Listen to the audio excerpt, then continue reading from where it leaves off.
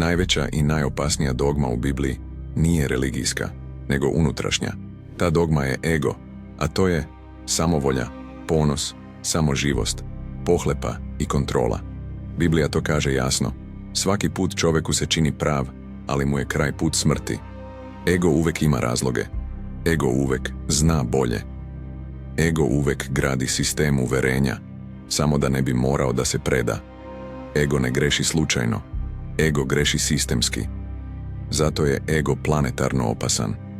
Jer ono što u jednom čoveku izgleda kao lični stav, u milijardama ljudi postaje rat, eksploatacija, razaranje, bolest i kolektivna trauma. Ego ne razara samo dušu pojedinca, on razara sisteme, narode i planetu, jer deluje iz straha, a strah uvek traži kontrolu.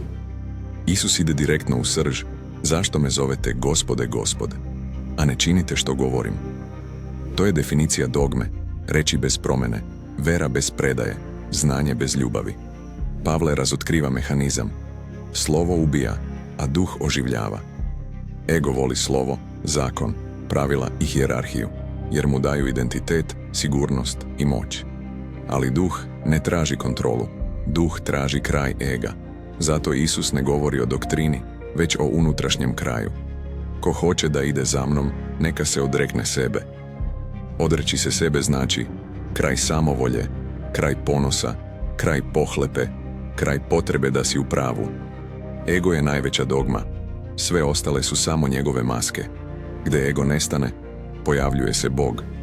Tada čovjek boravi u radosti, ljubavi prema svemu što postoji, u empatiji i nežnosti unutrašnjeg deteta. To je prirodno stanje čovjeka. Ulaskom ega ono se gubi. Povratkom svesti, čovjek ponovo postaje svesni sukreator planete i života, u harmoniji sa celinom.